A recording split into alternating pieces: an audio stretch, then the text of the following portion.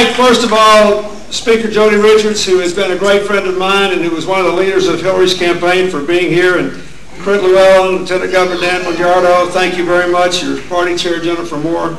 And I especially want to thank former governors, John Wild Brown and Martha Lane Collins, who were great friends of mine when I was governor.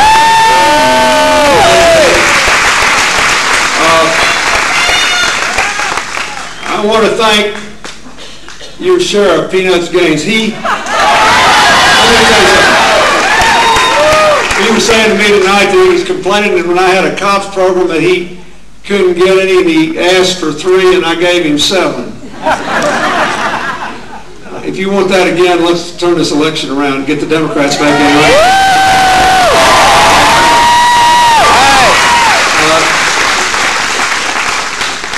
My friend Jerry Lundigan, who was Hillary's chairman here in Kentucky, and when he was giving that speech, I thought we were going to write him in for president or something. Jerry was on go there. He's a great man. He's been a great friend to me, and he is working hard for Bruce. And let me say something about David Boswell. I was standing back there in the back. I said, Jerry, you think old David can win? He said, yeah. And he said, if he wins, Lunsford will win too. Don't you forget that. He said, this whole election is going to come down to you. And I want to talk a little about that. I am honored to be here, and I would have come regardless, because I like Bruce and known him a long time and I admire him, and I'd come regardless. And because he's been good to me and good to Hillary. But let me tell you something.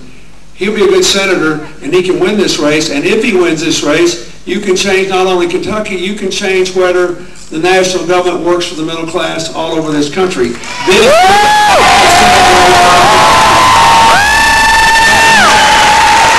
so I want to talk to you about why these races are important, these races for the Senate and the House, and why this Mitch McConnell seat is especially important.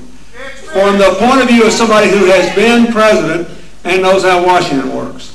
Look, I take it I don't have to make a sale here about why we need to change America, or you wouldn't be in this hangar, right? But look, this country has been put in a ditch by these folks, and you know it. Right? We knew it before the financial collapse. Main Street collapsed way before Wall Street did. Is that right?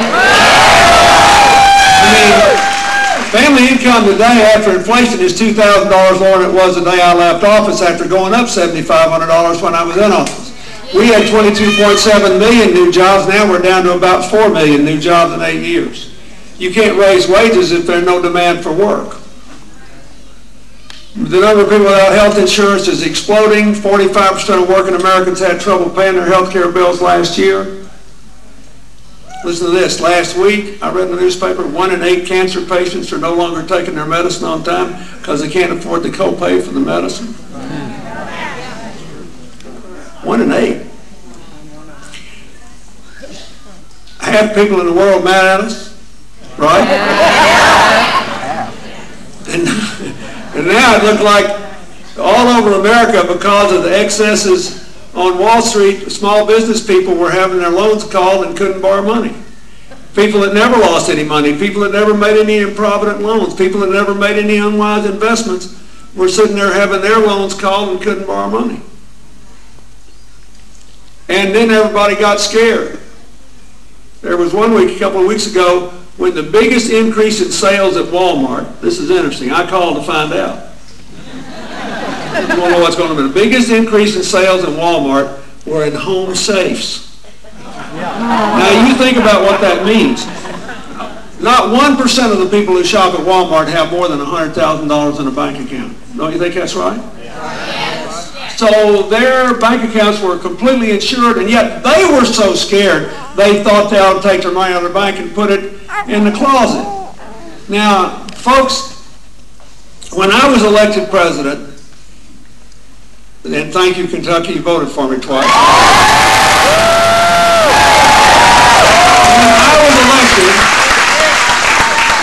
people thought the previous government was out of touch and not dealing with the problems of people, and the folks were in trouble.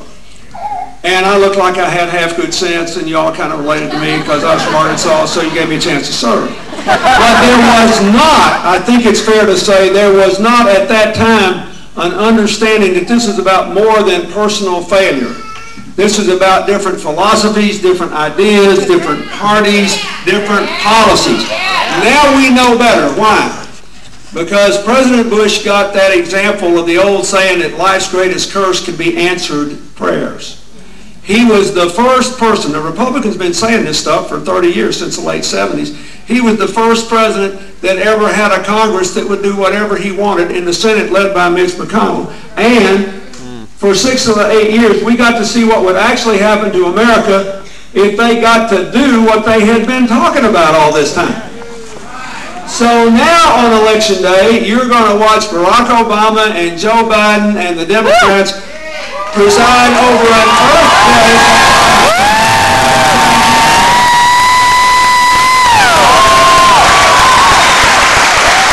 Because now